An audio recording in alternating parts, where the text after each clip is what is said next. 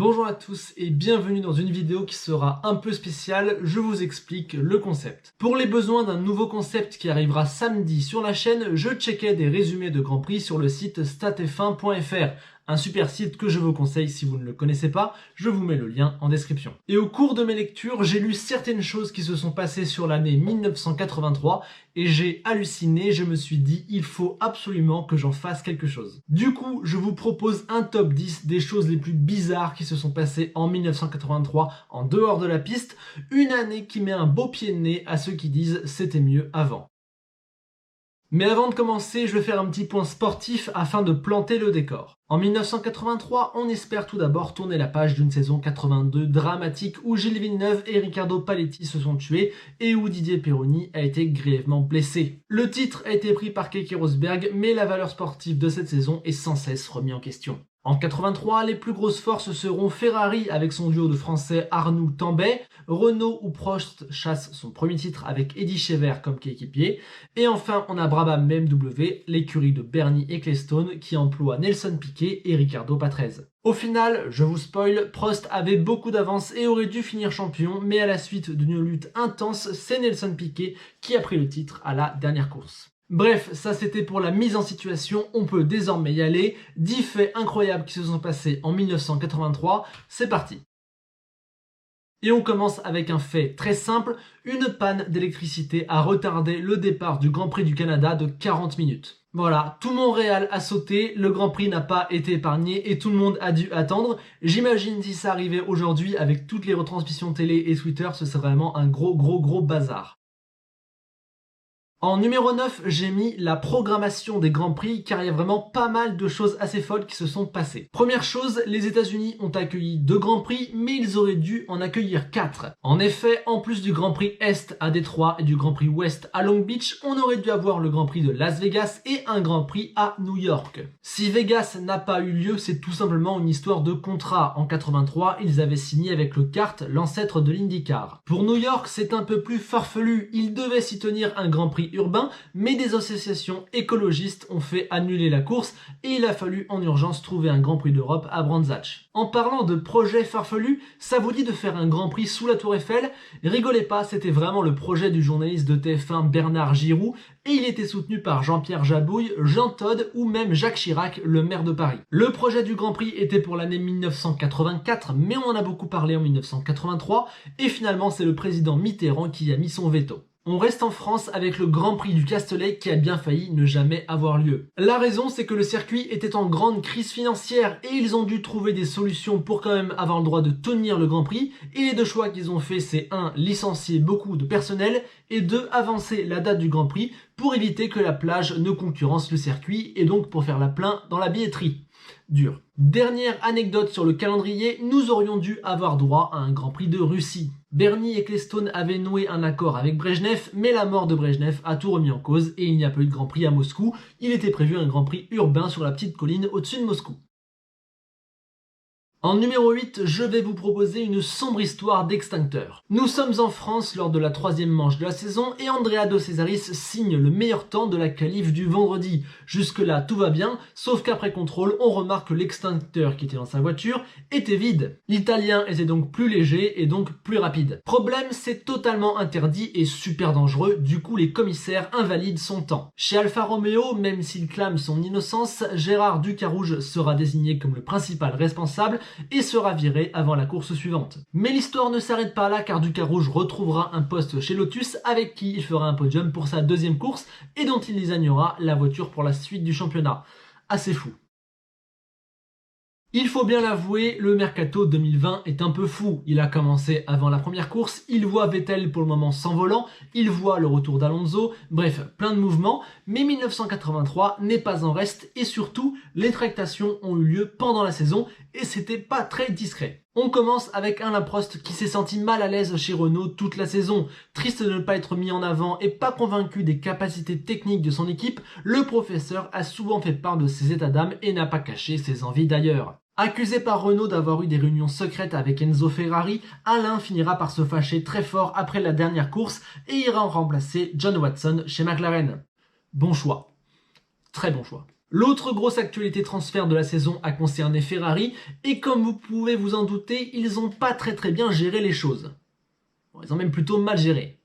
Bon ok, ils ont fait n'importe quoi. Ils avaient pour duo les Français Tambay et Arnoux. Le premier est très apprécié de l'équipe technique et apportait un vent de fraîcheur après le décès de Villeneuve, tandis que le second a joué le titre et avait les faveurs d'Enzo Ferrari grâce à son franc-parler. Mais dès le début de saison, Ferrari se montre injustement dur envers ses pilotes et va en fait chercher des remplaçants tout au long de la saison. On envisage d'abord Prost et finalement le choix se porte sur Michele Alboreto. Sa nationalité et sa victoire à Détroit finissent de convaincre le Commendatore qui charge Marco Piccini, son bras droit, de lui signer un contrat.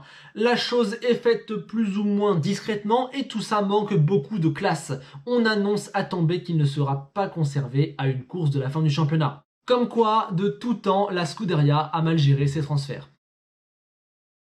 Puisqu'on est sur Tambay, on y reste avec deux anecdotes assez dingues. Comme je vous l'ai dit, il a appris son licenciement juste une course avant la fin du championnat, mais ça ne l'a pas empêché de faire la pole à cette dernière course et de faire un beau pied de nez à Marco Piccini, puisqu'il a partagé la prime avec tout le monde dans l'équipe, sauf avec lui. Lors de cette même course, un journaliste demande à Tambay s'il pourrait laisser passer son coéquipier Arnoux si jamais Arnoux était en position de gagner le titre.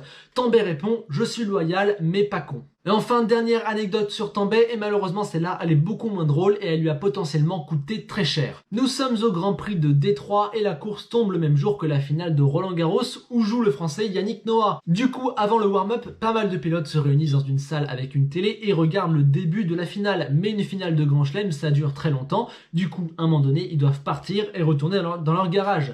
Tout le monde fait ça. Sauf Patrick Tambay qui arrivera en retard pour le warm-up et ça lui vaudra de très grosses critiques de la part de Marco Piccini et clairement ça la fout mal, arriver en retard à cause de la finale de Roland-Garros. On passe maintenant en numéro 5 avec une info très simple et très courte. Alain Prost a été menacé de mort en 1983. Pilote phare de Renault et favori pour le titre, le Français n'avait pas que des amis, notamment du côté des tifosi de Ferrari, qui lui ont envoyé une lettre de menace de mort, avec dedans je marquais, je cite, qu'il était l'ennemi numéro 1 des Ferrari. Du coup, avec tout ça, Alain Prost a dû engager un garde du corps qui était tout simplement le garde du corps du président Mitterrand. Je trouve ça juste complètement dingue. Imaginez que Lewis Hamilton se balade avec le garde du corps de la reine d'Angleterre parce que des fans de Racing Point l'ont menacé de mort. C'est assez dingue. On continue de monter en pression avec la numéro 4 qui, je vous le dis, est ma préférée. Je peux pas la mettre plus haut parce que le podium est intouchable, mais c'est ma petite préférée. Comme vous le savez, à l'époque, la F1 était dirigée par la FISA de monsieur Jean-Marie Balestre. Autant dire que c'était un règne mené de main de fer. L'une des obsessions de Balestre, c'était les journalistes. Il a beau avoir commencé en tant que journaliste, il déteste ses petits camarades et il leur tend des pièges, il les interdit d'accès partout en cette année 1983. Du coup, au Grand Prix d'Afrique du Sud, il est très mécontent quand il voit des caméramans dans la pit lane. Alors qu'est-ce qu'il fait? Il prend son petit téléphone et il appelle la police pour qu'elle vienne leur donner des coups de matraque. Jusque-là, logique. Sauf que dans la cohue que la bagarre a provoquée, Bernie Ecclestone a reçu un coup de poing. Donc, je résume, Jean-Marie Balestre, patron de la FISA et ancien journaliste, appelle la police pour qu'elle vienne donner des coups de matraque à des journalistes et c'est Bernie Ecclestone, numéro 2 en termes de décision à l'époque, qui se prend un coup de poing. Waouh! C'est comme si Chase Carey demandait à la police de venir donner des coups de matraque à Franck Montagny et que c'est Toto Wolff qui finissait avec un coup de poing. Bon attention, désormais on entre sur le podium et il y a du lourd. Du très très lourd. En numéro 3, je vais vous raconter la fois où les pilotes sont devenus complètement fous. C'était au Grand Prix d'Allemagne, la 11e manche de la saison, plus précisément le samedi matin avant les essais. Les pilotes arrivent tous au circuit et le premier fautif c'est Andrea De Cesaris qui se présente à l'entrée du circuit sans son ticket qui atteste qu'il est un pilote et qu'il peut entrer sur le parking réservé aux pilotes. Les agents qui faisaient la sécurité du parking ne le laissent pas rentrer bien évidemment et ça rend complètement fou l'Italien qui remonte dans sa Mercedes et qui fonce littéralement sur les agents, il passe à ça dans l'écrasé 1, il se fait arrêter par la police et Alpha doit payer une caution pour le libérer de prison. 45 000 francs la caution de libération. Ouais, c'est ce qui s'appelle déconner. Voilà, une bonne déconnade. Mais ce n'est pas le seul fautif car il est arrivé exactement pareil à Keke Rosberg le même matin. Mais lui, il a été beaucoup plus binaire, pas de ticket, je peux pas rentrer, ok. coup de poing. Tranquille, il a frappé un agent de sécurité et du coup, il a pu rentrer logiquement sur les circuits. Tranquille, c'est passé crème, pas de sanction. Je pense qu'aujourd'hui, quelqu'un fait ça, il prend un bannissement à vie. Mais là, c'était Keke Rosberg, c'était en 1983. Alors après tout, vous me croyez si je vous dis que c'est arrivé à un troisième pilote ? C'est le cas avec Manfred Winkelhock qui a pris 8000 $ d'amende pour absence de ticket et pour outrage à agent. Ah, et pendant qu'on y est, j'ai un bonus pour cette troisième place, c'était au Grand Prix des Pays-Bas et ça concerne encore Andrea De Cesaris qui a eu un petit problème en piste avec Riccardo Patrese lors des essais. Alors, qu'est-ce qu'il a fait notre bon Andrea ? Eh bien, il est rentré au stand, il est sorti de sa voiture et il a attendu ce bon vieux Riccardo. Et qu'est-ce qu'il a fait quand Riccardo est arrivé ? Il lui a donné un coup de poing dans le casque. Plus j'y réfléchis, plus je me dis qu'il a eu plus mal à la main que Riccardo Patrese à la tête. Du coup, c'était vraiment débile.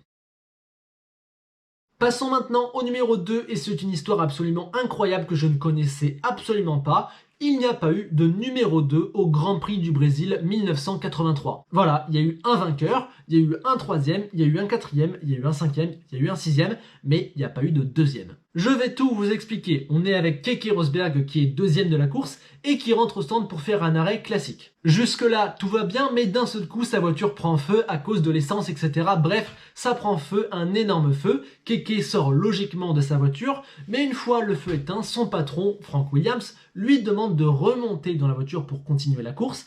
Du coup, ses mécaniciens l'aident, ils poussent la voiture, ils l'aident à redémarrer. Keke repart et il franchit la ligne en deuxième position. Oui, mais on n'a pas le droit d'être poussé par quelqu'un d'autre en Formule 1 et du coup Keke Rosberg est déclaré illégal, sa voiture est disqualifiée. Et c'est ainsi qu'on décide logiquement de le disqualifier et de l'effacer des tablettes, mais on ne redonne pas sa deuxième place.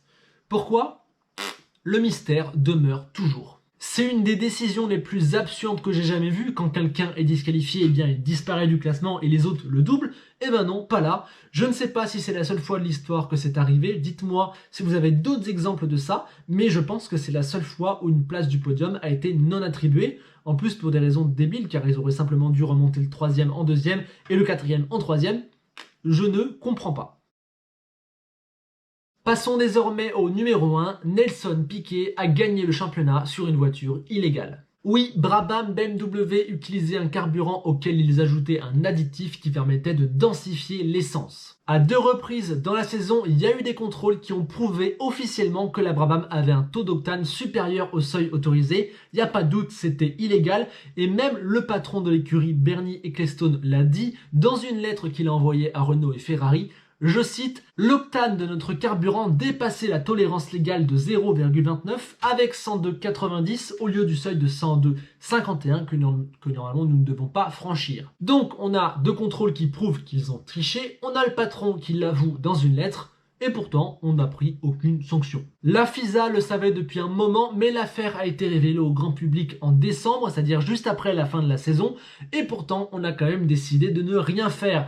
Je pense surtout que c'est une question d'image et de politique, on connaît les liens entre Balestre et Ecclestone, et on n'a pas voulu que cette saison soit rejugée après son terme. Même Renault et Alain Prost, qui auraient pu bénéficier de la disqualification de Brabham et de Piquet, n'ont pas porté plainte, mais là c'est certainement car niveau image, avoir un titre sur tapis vert, c'est pas très bien.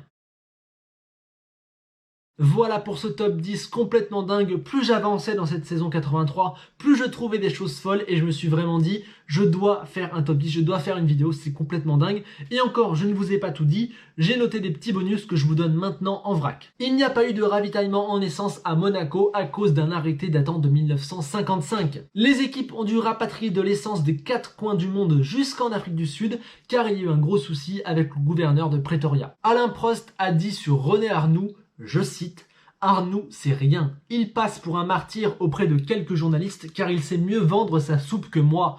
Arnoux champion du monde, je serais très déçu. Piquet oui, lui non. Cela m'emmerderait vraiment. Il n'est pas représentatif du sport automobile français. » Ambiance, ambiance.